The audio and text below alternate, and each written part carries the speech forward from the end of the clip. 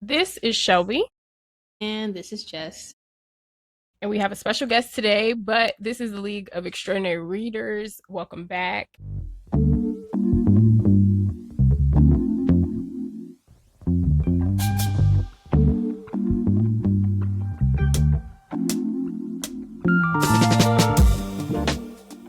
And we have a very special guest, Clarence A. Haynes. How are you doing today?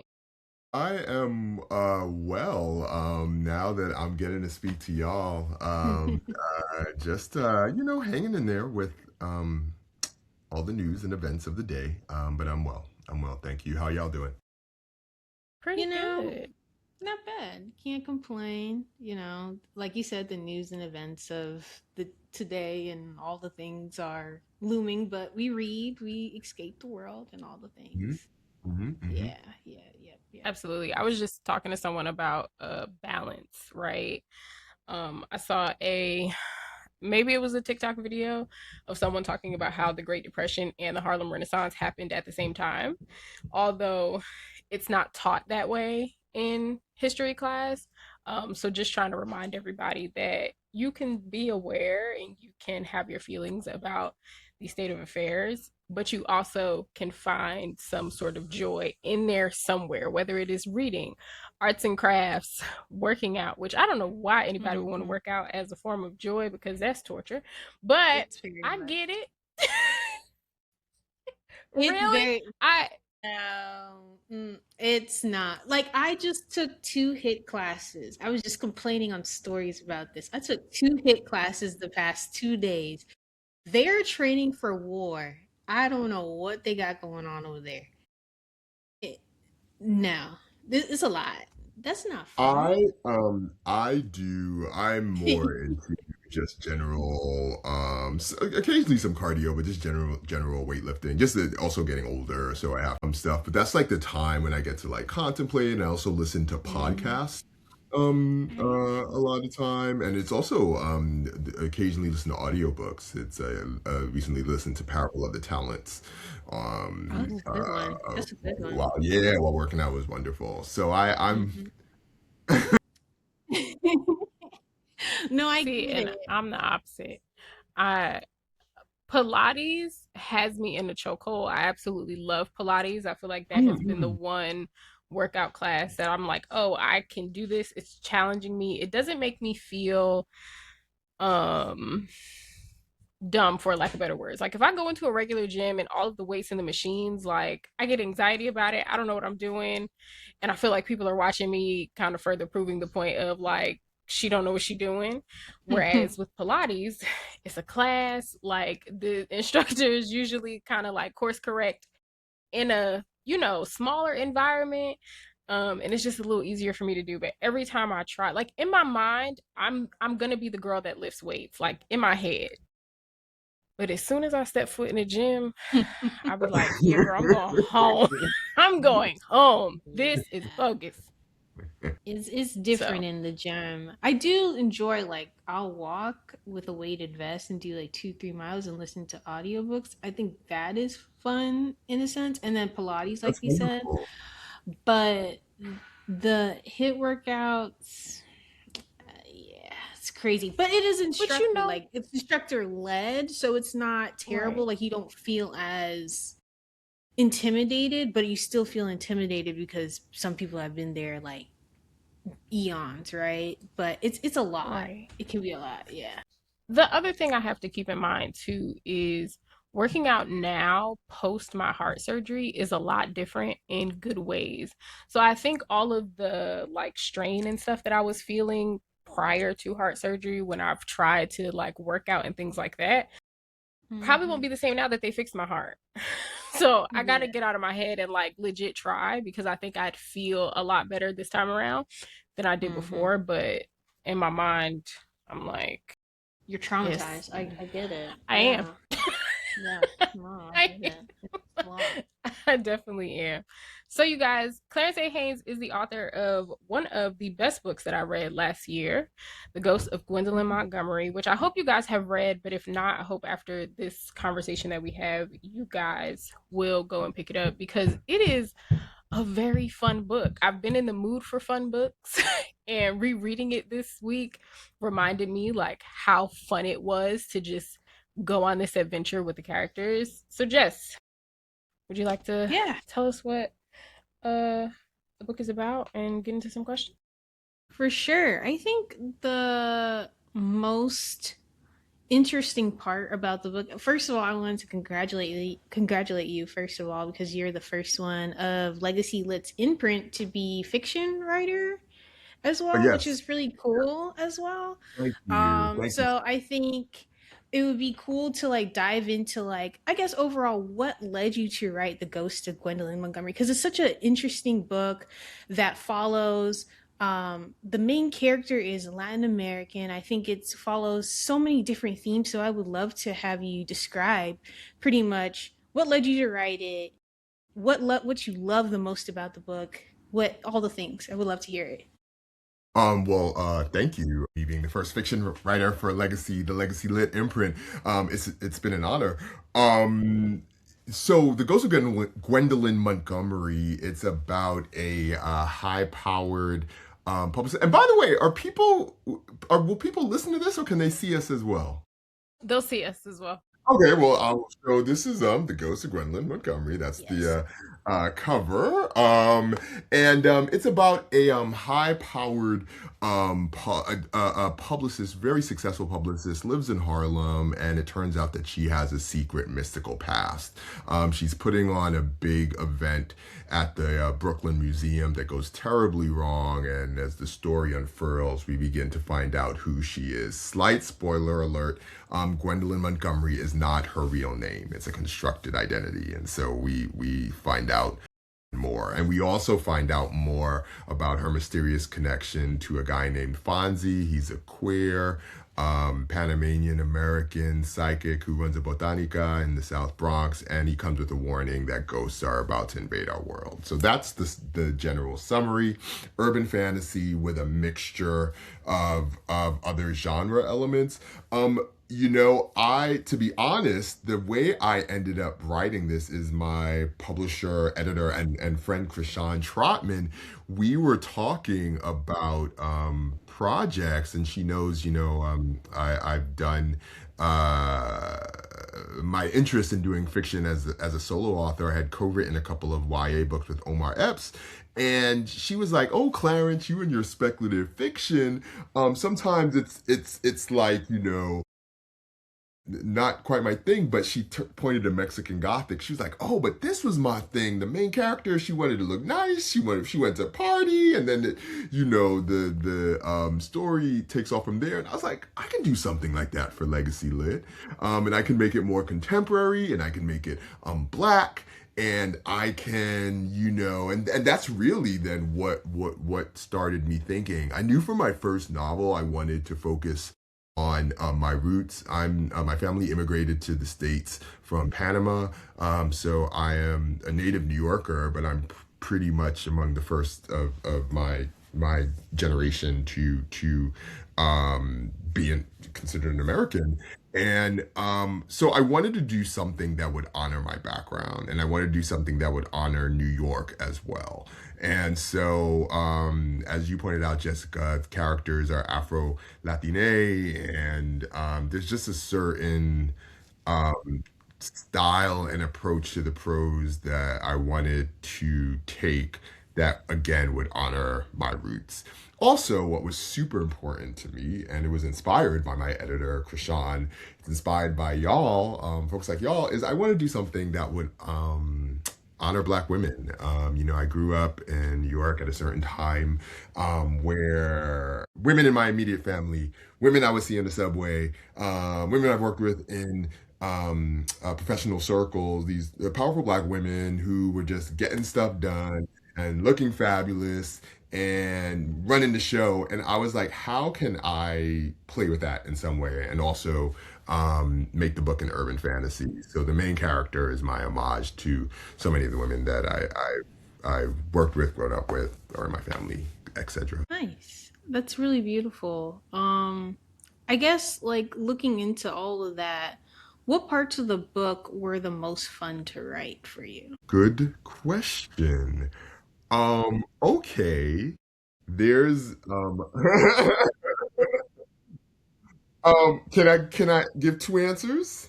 Yeah, no, Sure. like go for Okay. it. Yeah. Okay, there's two. Okay, so there is an otherworldly realm called El Intermedio, and it's where the ghosts of the book, the way the world building is set up in the book, ghosts who have um, the reason why ghosts exist is because they've not been able to let go of the pain of the past, and so the area where they exist in it's a limbo called El Intermedio, and so I had a lot of fun coming up with just how this space was. It's like this smoky red nebulous Mm. space, but Yes. ghosts they Yeah. can shape this segment of the world to be whatever they need it to be. And so I had a lot of fun thinking about that. Also, the ghosts, how they appear, it's often a reflection of whatever thing they're really obsessed with. It's of reflecting the pains of their past, as I alluded to earlier. So I had a lot of fun um writing that. And then the other thing was, so as people have pointed out, the book is very spicy at times. And so I enjoyed that. And I like to present, I'm not a romance writer, but I appreciate what romance writers do. And so then I always feel like, well, what are ways I can incorporate those elements into urban fantasy? And so, for instance, the character I mentioned, the queer psychic Fonzie, I can share this because it happens in the second chapter, but he's having forbidden liaisons with a ghost. And so that was really fun to write. And then it was fun to write Gwendolyn getting hers and Yes. expressing her Yes. after her toil. Yeah, and with Um, uh, this dude who really digs her and allowing herself to be appreciated. Those things are always fun, even though they're a little embarrassing too, because I'm sometimes like, is it too much? And then with my colleagues at Legacy Lit, I'm like, oh my gosh, what are they gonna think of me? So That's that's hilarious. You can tell by like the visual aspect of things, the care that you put into it, because even towards like if you look at the cover of the book, what you just described is literally the cover of the book in a sense. Like it's very, very vivid how you describe everything in the book. thank you so much. I am influenced. Many people have said that, and I really appreciate it. I'm influenced by, of course, other authors and reading and immersing myself in various folks' worlds on the page. But I'm also influenced by film and TV. I don't. I think storytelling is storytelling, and so I will always push reading, but then I also, what I watch also impacts me, and so I try my best. I'm wondering if maybe that's why the writing has maybe sort of a visual element to it as well. I'm not sure, but But yeah, more than hey, likely. when I was reading, what came to my mind with the ghosts are is the movie Coco. Like that Mhm. that is oh, what Mhm. kind of connected the pieces. I don't know if everybody's mind works this way, but when I have a hard time like placing something, like even if it's described really well, if my mind just can't like visualize it, my mind automatically connects the pieces to something that I've seen already. So it was like in my head was like the Coco lay of the Mhm. land just with adults in New York City. and I've So Yeah. never, and I think you're this. One of my friends said that to me as well, and I've never seen Coco. So it's interesting. Really? really, Oh my Yeah, you're gosh, gonna you gotta cry. watch it. Oh, you You yeah, have gotta to I watch cry. Coco. No, you You're gonna have to. sob. You're gonna one of stop. my No, for close friends, real. he's like, Clarence, and you're hurting. Oh You're no, literally, you're going to cry. That movie is It's like such a good literally the movie. best movie. And like thinking about it, because like growing up, I grew up, they were like faux grandparents, like second grandparents to me, right? Um, I would say grandmother, she was Panamanian, and then grandfather, he was like he was Nigerian. So like being around them growing up and then feeling that Panamanian flair to it while reading the book, it felt so comforting. So I think definitely you'll like it's there, like all the things are there with the comfort, the colors, the eccentricness of it all. Like it you're definitely nailed the visual aspect for readers while you're taking them through it. Yeah. Thank you. Thank you so Yeah. much. Yeah, as I said, my close friend, one of my close friends from college just told me that I need to see Coco. And I think I've been hesitant to see it because exactly what y'all said, that I'm gonna be Mhm. an emotional wreck. 'Cause I was, It's one of those that's gonna catch you Mhm. off guard because the movie is so cute, and then the end Yeah. happens, and you're and like, then, why are my eyes leaking? Is somebody No, cutting yeah. onions in here? and I was raised by my mother and grandmother, so particularly Mhm. Yeah. grandparents. Yeah. Don't do So it. yeah, It's I definitely you're haven't gonna seen. cry, but it's gonna be worth it. Okay.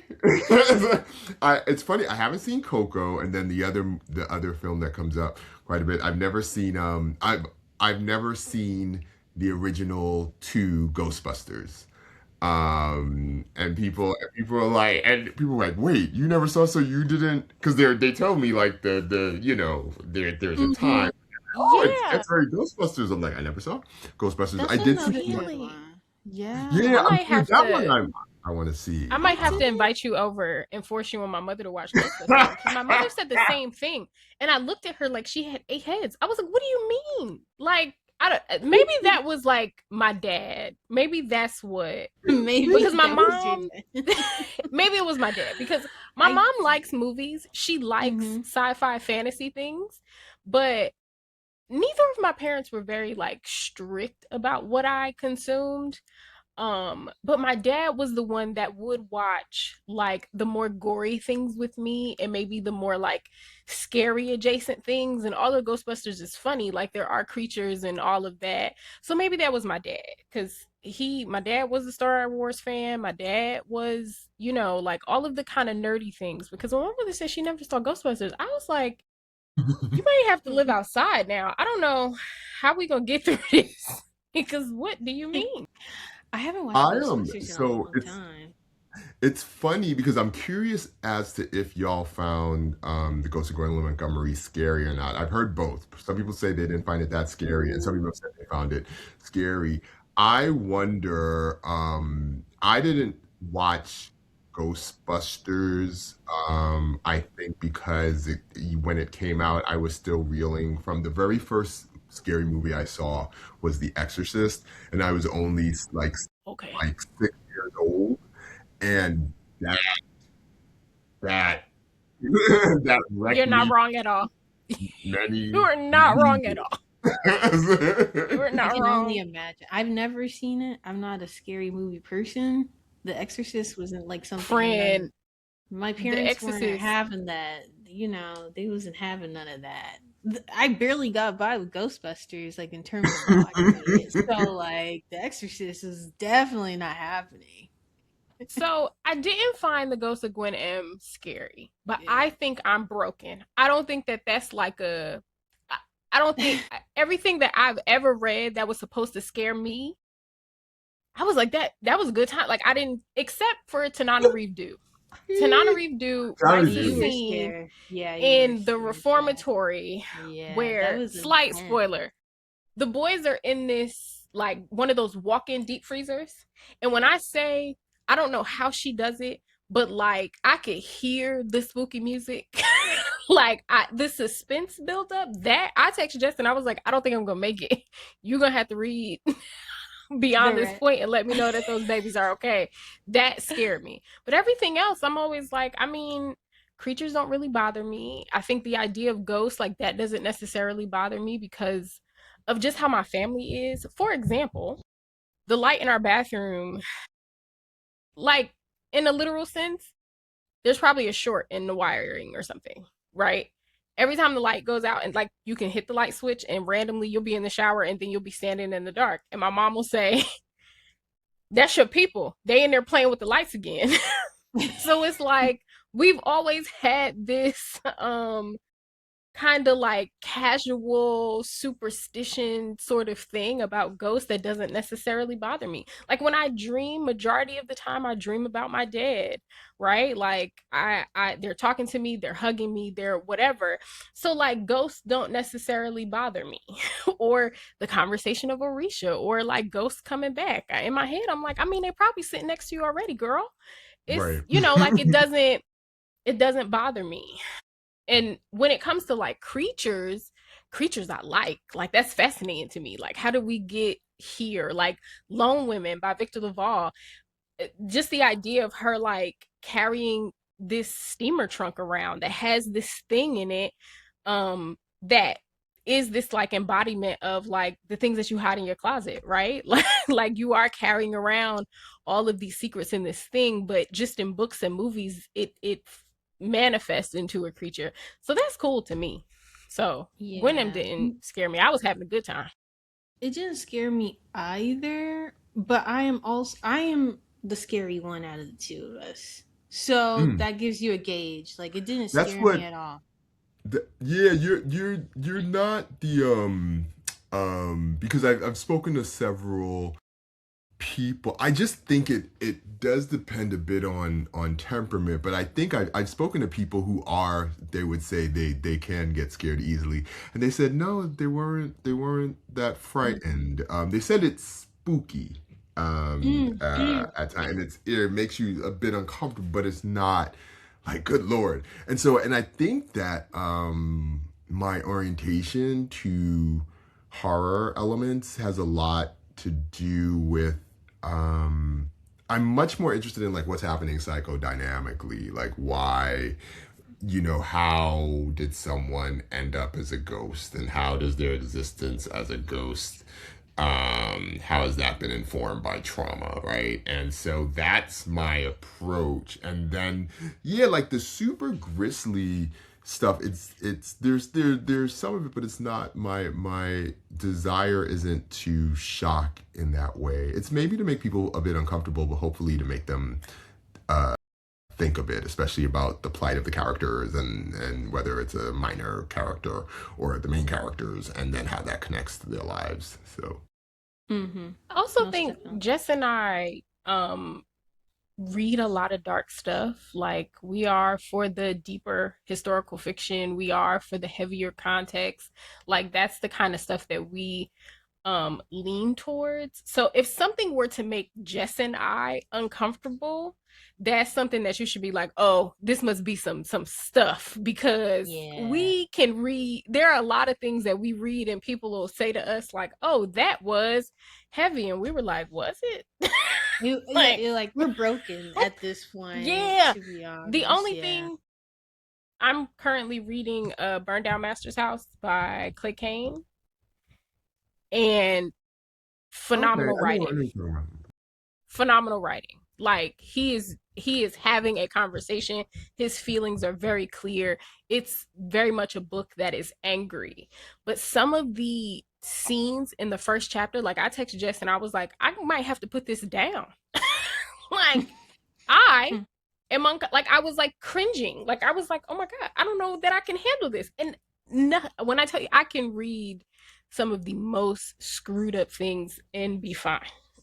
But Yeah. I had to like watch a little bit of cartoons before I went to bed after that first chapter because I was like, I can't, that's gonna come up in a dream. I can't do that.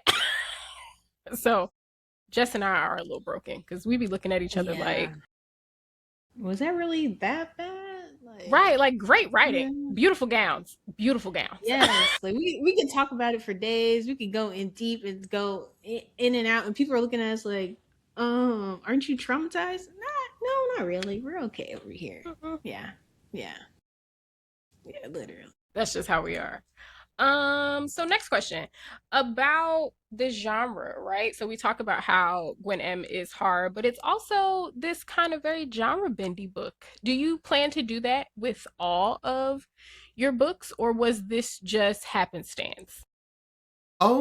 So this great question. Um, so technically, it was happenstance. I thought this was going to be very straight up urban fantasy. Initially, I thought it was going to be very straight up urban fantasy, and there would be some horror elements. But again, I knew it probably wouldn't be.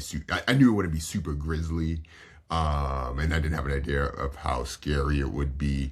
But it was as I was developing the work, and particularly, it became clear that so much of the book would basically be a reflection of the real world, like her. The first few chapters with Gwendolyn, it really is focusing on her work.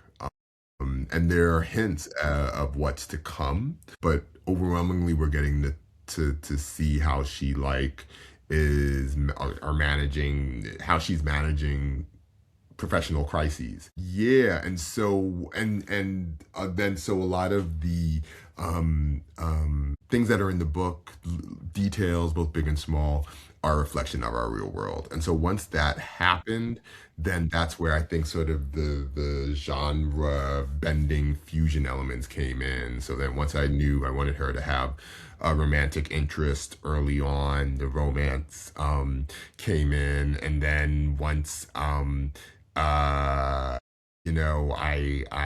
knew I was going to be dealing with ghosts in a certain way, then I was like, okay, so that'll be horror. But then once dealing with the group of mystics that Fonzie belongs to, they rely heavily on Orishas, so that's like real world spirituality. But then I'm also doing fantasy world building, so it was just this mix of things, and there are mystery elements as well. And so I didn't realize that's what I was doing until it was done. And then to your point, to your question, Shelby, it actually it is my style. Like, so Okay. there's an announcement coming. I can soon announce what is on the horizon. There's a second book coming, and it's another genre fusion. It's another genre bending thing. And the next one will have more mystery thriller Mm. elements, and a bit of magical realism. And, Ooh, magical and realism is our Nice. jam. Yeah. We love oh. Yeah. magical realism. That's our jam. It's very good. Yeah. So it's just my style. The one thing I have been clear about, and sometimes then it becomes a challenge in terms of like how do you market a book or appropriately publicize a book, is that I do feel if people are doing things well and have already done it, then there's no need for me to repeat what they've done. That Mm. is the my job is to try and build on what's already been done and hopefully create something fresh and hopefully and get really engaging. Like I'm pretty there aren't many books about high powered black women publicists who are have hidden Right. Yeah, mystical no, abilities. absolutely. I have to say Right. You Same know, there's here. not Yeah. because when I remember someone asking me like, "Well, what is it about?" And I kind of looked at them like, "You just Yeah. gotta read it."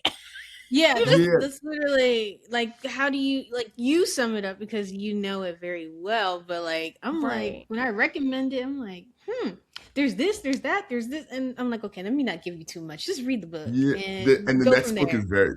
The next book is similar. Like the next book, I had to sit down and be like, "Oh, how do I describe this?" And I know for a lot of people, they're gonna do exactly that. Like they're gonna be like, "Well, it's kind of this. I thought Hmm. it was gonna be this, but then he Yeah. went and did Right. this." And this Yeah, I'm that hoping. My big hope, and I'm praying to the heavens above, is that with Sinners doing so well, and yeah. um um that we are in starting to enter a storytelling uh, path where we don't need to have things lined up always in the ways that we expect. I think what people love Mm. so much about Sinners is you have what's ostensibly a vampire movies, and the vampire battle doesn't happen until the like last third of the movie because it's all about all this other stuff. And then of course that pivotal scene I won't mention in case there's someone who's listening or watching who hasn't seen Sinners, but that pivotal music scene like in a vampire harem. Right. But you know what? That's a genre, like historical fantasy is the thing that I want to see more of. Mm. Mm-hmm. Yeah. Because there's Nicole Glover, her books are historical fantasy, and there's like this whole magical system that's based off of like the constellations, but it spans generations. So you don't have to necessarily read them in order, but all the books are connected. And Yeah. she just released Star Seekers. Yes, Yeah. Yeah, yes, yeah, yes, yeah. yes. So Okay. that's the fourth book, I believe, in Right. this series. Yeah. And it's like a totally different perspective. P. Jelly Clark, he does Yes. A good historical one. fantasy. He has Ring Shout. There's a whole bunch of it out there. That just it just does something to my brain. It's just Like so it just good. It just yeah, does it something. gives Yeah. you just enough. What's the other one? Just the I can see the cover in my head. They were in DC and the ghost was wanted this watch, but she was like messing with all the people, like turning the kids into zombies for lack of better words. What the heck is that girl? You know what I'm What is talking about? that? Because I don't think you read that one, but I read it. Yeah. I'm What's gonna have to do find you it. know? Yeah. Yeah. What No, does the cover we're over look here like? playing charades. Yeah. Don't ask me that. Yeah, we was about to start too. Clarence, that's something that I do to people in my life because I don't know anybody's name. I don't know the title of anything. I just, my brain, if I don't have like an emotional connection to it, or if I don't have like a real lived experience with it, it's like titles and things just leave my brain. So I just yell out Shelby charades and just start describing stuff until somebody's like, oh, you mean this? Yeah. No, that's gonna bother me because I really don't know which one you're Yeah, talking because the other book that author did a book about like haunted lake that was kind of like Lake Are you Lanier talking about a esque. Leslie Yes. Penelope? See, yes, about. Oh, yes, that one. yes. Okay, yes. Okay, There you okay, go. yes. Hmm. Okay, See, we Shelby got it. charades. It works. Okay, yeah. Shelby charades. It works. But yeah, no, historical Agree. fiction. I would love to see more of it. Like Blood Slaves came out last year. The Right, second part to Mhm. that should right. be That's what out I was this thinking of. Or year. Let's even see. Yeah. a love song for Ricky Wilde that's very genre bending. Yes. And it's like Yes. historical fiction, romance. Like it was marketed as romance, but it's technically very genre bending in terms of It magical realism, is historical, genre bending. and When I romance. was Yes. reading it, I was like, this isn't what Hmm. I thought. Yeah. This is technically speculative fiction. Same thing with Yeah, Seven exactly. Days in Yes. June is kind of the same way too, because that Yeah. there's a time, not a time travel, but like she tells their experience in high school. Yeah, a flashback that feels very much like literary fiction. It doesn't feel like a romance. So that Tia Williams is another one that might just be her style. Yeah. I think Tia turns things on its head, and I think it's very deceptive because I think like the packaging and who she is, people are gonna expect like, oh, Mhm. it's gonna be a little, and then they're like, wait a minute. Yeah. And that was the argument, like people was real low down mad when A Love Song Ricky Wilde came out because they're like, it's marketed as romance. And I'm like, well, it wasn't really marketed as romance. We just assumed it was romance It Assume, was because yeah, romance it's because Tia right. Williams, because like you said, she is very much marketed as like, I don't know, like she's just very bubbly and glitzy and glam, and she just looks like she just should be just in romance. But she has said that she wants to, like, when I went to one of her talks, she likes to dabble like a lot. yeah, Yeah. yeah, and I just think it's important. I think Love Song for Ricky Wilde is still technically, I would argue, romance, but Hmm. it's just not doing things it's just not presenting the narrative in like this super straightforward way where um okay, I because I saw like some people were like, okay, well, what are these magical elements, but I think Elements. that's her right as a writer to play, and I think it just I really like when people do the unexpected, and because I think it's a way of pushing genre, pushing the form. I am, one of the things with publishing is that things get published because if you like this, then you'll like this. And Mm. I think, okay, I understand why that's done, but I still, as I said, I think our job though is to play and to not replicate, but to really um, push form as much as possible. And so I just think, I think it's a particular take on romance that, uses a lot of fantasy magical elements. And Tia Williams is so funny. People don't realize Yeah, how she hard is. it is. Yes, I she can't is. write She to her is. She like she is. can, and people don't realize She's how very hard that is. Like I'm literally sometimes reading her stuff like and yes. it's really takes so much Yeah. craft to pull that off. So I will also say about genres, I'm noticing like one creating content, but also having a book club. I feel like a lot of people just genre like give a book a genre based on how it made them feel and not maybe the interesting. true parameters of whatever that genre is. So like Dominion by Addie E. Kitchens. Everybody swears it's historical fiction. And I'm like, no. No. Or Even if S.A. it, Cosby. They think S.A. yeah. Cosby is a horror writer. And I'm like, just because it scared you doesn't mean Interesting. that it's Yeah. a like it's Especially a with threat. him. Like that's it's no, like it scared you and that's fine, right? Like I don't want to take that from anybody. You were afraid. That's valid, especially in King of Ashes, because I will never be able to think about chitlins the same King of ever in my Ashes. life. King I will Abbott. every time somebody so much as mentions chitlins, I'll be like, have you read King of Ashes? Is S.A. Cosby well? Is he okay, girl? Do we need to check on him? Because why No, would he do that because to us? with that be with S.A. Cosby specifically, all the sinners bleed. Yeah, all the sinners bleed scares people. But it's really the racism that scares people. And it makes Okay. them feel like it's horror that way, but I'm like, no, it's just literally crime fiction in that way. Like you were just Right. like emphasizing your point. It's like that specific book really does take people through it because of the racism aspect of it that's so blatant and in your face. But I'm like, no, it's crime fiction, guys. Like it's really like that's what Right. it is. You know, Yeah, it's no, but very people like will interesting. read a book. A lot of the times I Hmm. watch people talk about books and they'll read a book and it scared them. So it's horror It's or horror. they enjoyed whatever the couple was in the book, so it's romance. If they were kissing in a book, it's smut. There's no like There's no in between. they laugh at me online because I'd be like, I want a book that's actually nasty. If I read this book and they just kissing real hard, I'm coming back to cuss everybody out.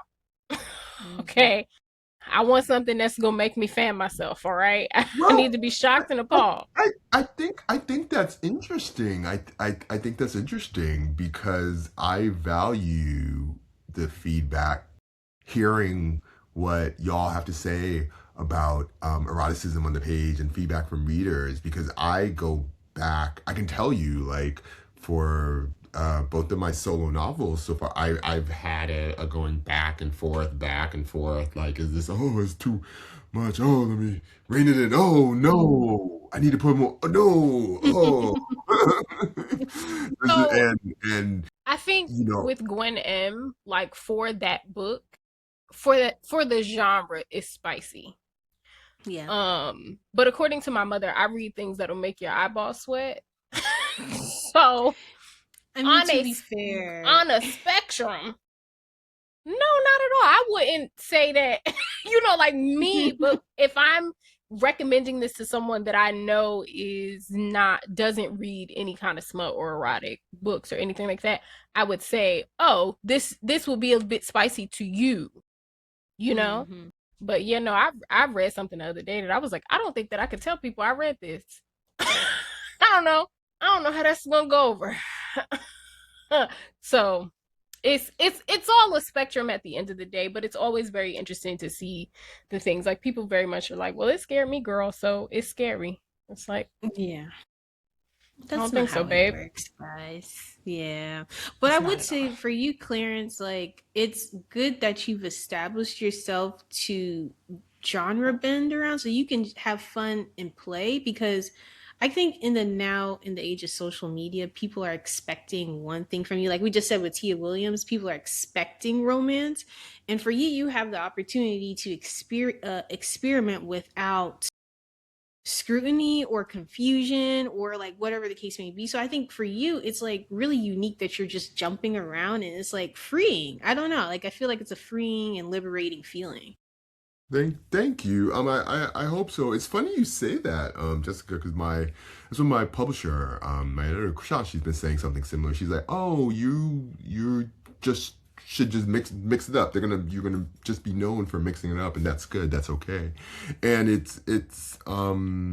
yeah, I feel good in my heart about doing that. I just think what I've noticed is it requires just a bit more sometimes taking time to explain to the reader what it is. Like that's been my thing. I've been like, oh, I sometimes just have to sit Mm-hmm. down and break it down a little, and then people are like, oh, and so and that's interesting. I don't mind doing it at all. But it's been a nice lesson as well to be like, okay, don't make assumptions. This is it's important to really explain the material and explain what inspired it and sort of my approach. So Yeah, yeah, definitely. I think that might be just the only problem you have, and I think that's a good problem, low key, because then you can like for us to be like, just read the book and just leave us alone. It's a good book. He's a good writer. Read it now, please. Like I think I also it's a good think thing. I also think authors now, like when I think of Akwaeke Emezi, for example, they have Absolutely. not put out two books that are the same.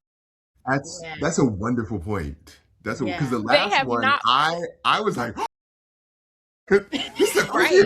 They have never put out the same book. And they're saying they want to keep going in the world of fantasy, but like really make it even more crazier for readers. Yeah. just got done reading Son of the Morning for my book club. That was our January pick. And when I tell you the way that it ended, we all were like, there could be a part two. Like they might give us more. Like this would Hmm. be there's space for more. Like they made us fall in love with the devil and then was like, all right, here go the end of the book. That's it. And I'm like, how am I supposed to more?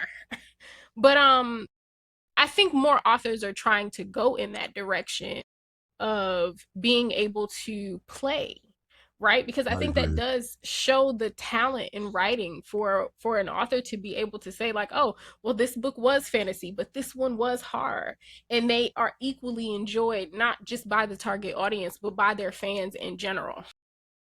Hmm. I So agree. Yeah, I agree, and I think I'm also very sensitive to like the presence of us of Black people with the as different authors, take the opportunity to explore their creative options, basically. And I'm all for it, just because so many. I still, it's so sad that like anything that's considered high fantasy or romantasy at this point, we're still not a lot of books Yeah. yeah. where we're the It's not many. protagonists, where we're the main characters. And so I'm just like, folks, go for it, go for it, go for it. Go for it. I'm gonna So be yeah, it's knocking on heartening. Evan Winter's door soon because I want book three of The Oh, Raging the Dragon. And if I yeah. have Yeah. to find his address myself, listen, I'm sure it's coming. I'm sure it's coming. the way that the second book ended, I don't think I've ever been so affected by a cliffhanger before. The way like I was reading and there's this like really big scene And then I turned the page and it said glossary, and I was like, he must hate me. He this is a personal attack. And so I'm curious as well because I can tell you editorially, we are, and I work as both author and editor, and editorially, for someone to make a decision to end their book two on big cliffhanger like that, we're sometimes writers are advised not Not to. to do that. That it's supposed to each thing's supposed to be And like it's self like enclosed. Um, they are like standing on this mountain. We're finally getting a like the two main characters have this tension between them, and they're finally about to face this tension, but then it's describing like the war is coming to the like at their backs. And then you turn the page and a glossary? Baby, I don't care how to pronounce the names and stuff. I need to know. I need to know what happens. What do you And mean? meanwhile, they pushed the pub day back because it Like was supposed to seven be times. October. Yeah, it was supposed to be Right. It was supposed to be October this past October. time. Then somebody that's said what January.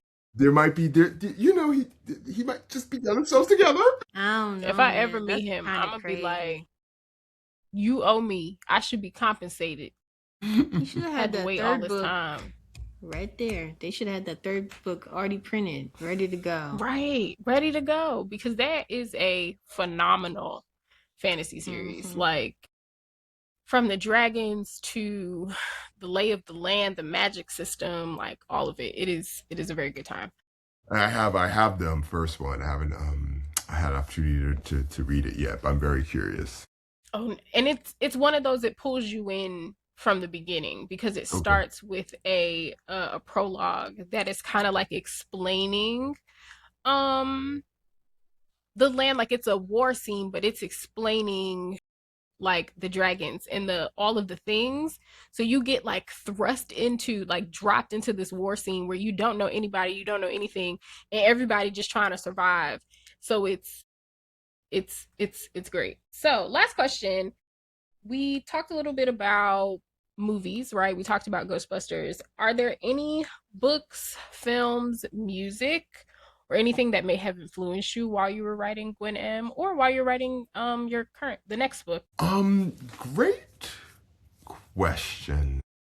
I am so both in the Ghost of Gwendolyn Montgomery, both Gwen M and Fonzie are characters who, because of things they're struggling with from their past, it gets in the way of them being their full selves.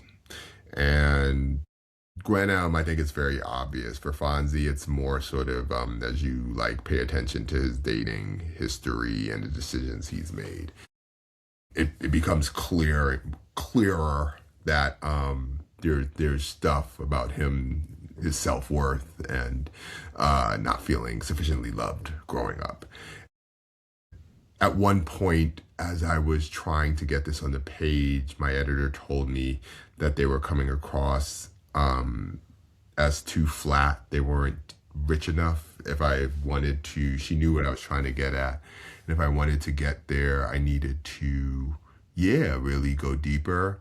And this is, people aren't expecting this because, it's a book that's like honoring Afro Latina culture in many ways. But I had to put on music that would get me very emotional and that I thought would represent the yearning that the characters had.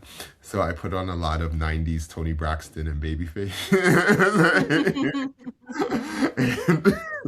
Because there's not like a lot of irony there. It's kind of just like there's certainly wit, but it's sort of just like this the intense emotion and yeah, and then I was journaling and I was bringing up stuff from my own past. I was crying and listening to and so I that was that like musical journey unexpectedly helped me get in touch with the characters, not be afraid to like showcase the characters' emotions. And I use music a lot in terms of trying to um, uh, focus on the feeling, the main themes and feelings of a story. So, yeah. I love that. Interesting. I like that. And the second one, I can tell, which I want to before we go, I'll definitely announce. But the second one is an homage in many ways to Octavia Butler's Mind of My Mind. Purposely, I put things in there that are my way of saying, Mind of My Mind is one of my favorite novels from her, and it's my way of saying, thank you very much. And I will be reading that before your book comes out. I Okay. haven't gotten to that one yet. Yeah. So Me either. that is interesting. So I'm who are your curious. What favorite is this? authors? Like who, if you had to rank them, maybe let's say a top five. Toni Morrison, Octavia Butler, Chris Claremont. He's a comic book writer. He's the X-Men writer from the 1980s. Alice Walker. I'll leave it. I'll leave it. And I'll say uh even though I still have a lot to read from her, N.K. Jemisin. Oh, that's a good one. Okay. Yeah. That's a very good list. Yeah. That's a very, That's very a good good one. list. Yeah. That's strong heavy hitters. Mm-hmm. Yeah. Yeah. Those are good Love stuff. that. Jess, did you want to do rapid fire? Yeah. Let's do it before we leave. Okay. So, well, I already kind of know your answer to maybe to this one, but who would you choose? We're doing this or that, so just a little game of this or that, or like would you rather type of situation. Toni Morrison or James Baldwin? All right, so Baldwin is another one of my favorites, but I'd say Toni Morrison. Okay. Tananarive Due or Nalo Hopkinton? Tananarive Due. Would you rather reread your latest favorite book every month? Your least favorite book every month, or never write again? Reread my lease. It'd be like, what's that myth where you roll the thing up the hill? The boulder hill.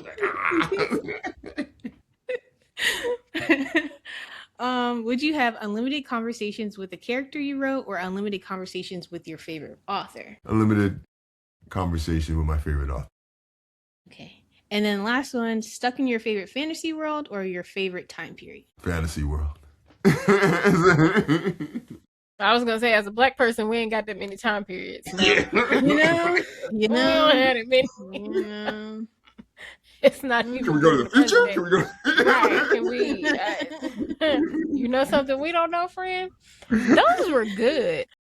It made me think. What's a book that I read recently that I did not like? If I would have to read it over and over and over again, I don't even know. I don't know.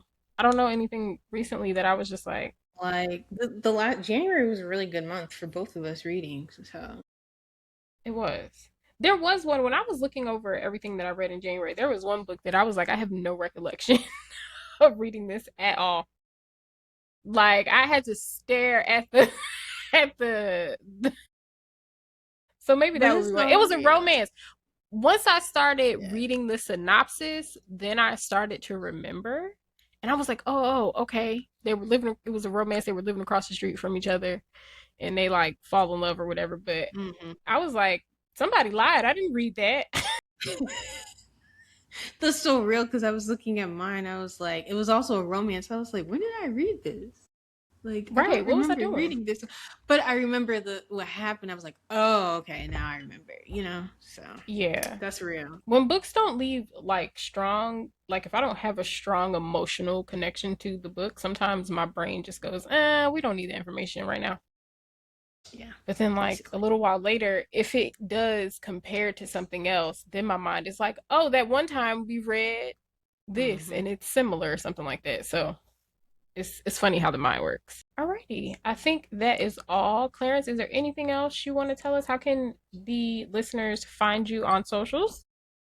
I am on all the platforms except for X, And I particularly am active on Instagram, so people can find me. The name they see here, Clarence A. Haynes, one word, no period, and can find all the announcements and my occasional additional posts featuring other arts and culture explorations and general life stuff.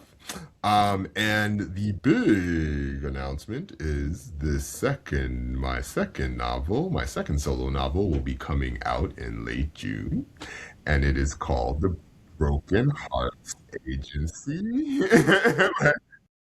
I'm so excited. Congratulations. Yes, Thank congrats. Congrats. we've been holding off on announcing just because we figured I was like still promoting Gwen M. This is why the paperback was pushed up super early because they didn't want it to compete with the next book, and so we were like, all right, it's there's still ample time. We can hold off until announcing it until this month. But anyways, it's called The Broken Hearts Agency. It is a novel set in the same literary universe as The Ghost of Gwendolyn Montgomery. The novel follows a private investigator named Linda Villanueva, and she runs her own agency in Washington, D.C., and she's also a psychic empath, and she can sense when people are really hurting from Oh, great emotional distress, and she enters into ritual with them to show them who they are, really are, and so they can encounter their soul self. And while that is happening, people are showing up in DC with memory loss and glowing red eyes and burning skin. And she also feels like she has to get down to what's happening. And Okay, how that do I get an advance copy like that's today? the broken heart agency. and on top of that, it's like a oh my god, it's like an homage to Lauren and Parable of the Sower too, like in a sense. Oh my gosh. But I the psychic yeah, stuff is my mind. Anyone's yeah, been my mind will be like, oh, he's because it's I'm purposely yeah. wanted to say thank you to Octavia Butler. So Wow. Yeah, I'm excited for that. That I'm gonna hit up Legacy Lit. If you see me in yeah, your we're gonna be DMs or like, we got email, you. We got you. yeah, and hello. yeah, we gotta We read got that you. one. We got you. I'm having my meetings next week. We got you. Yeah, and also Yes, I'm put so excited. LA on the book tour, Right, please, because Jess is I out in will LA. please. I will do my yeah, the last year I was able to really so we're gonna see what we can do for broken. Yes. Yay, that's so And you amazing. know Congrats. me, mom and I'll be there. I take her everywhere with me anyway. So And also I will say I think Shelby, this one has your level of spice. This one Yay. ooh. Ooh. I said, I'm let's go excited. for it. Go Yes. all the way Listen, in. that'll get that'll get the girls going because a lot of the people, especially in the black book community, like they lean a lot more towards black romance and black erotica. So if I can tell them like, oh, it was a little bit spicy, they'd be like, all right, Shelby said it's Shelby spicy, so we're gonna give it a chance, you know? It was it I'm was working on them. it was in earlier drafts, it was super spicy, and then it wasn't even so much that I felt bad about writing it, and I said, "Oh, but this now feels digressive." Let's I remember what the understand. story. I understand. Let's I remember. totally But understand. I wanted to. There's the main character is Linda Villanueva, but the book actually starts off from the perspective of a character named Evelyn Kendricks, and she's an advertising account manager, and she's dealing with all sorts of stuff, and it follows her transformation because of her encounter with Linda, and so it's almost like she's the surrogate for the reader, for who I see as one of the primary readers, to be like, what if you and kind of had this experience, and we're dealing with this, and we're transformed because of being in Oh, ritual. that's So. gonna be a good time.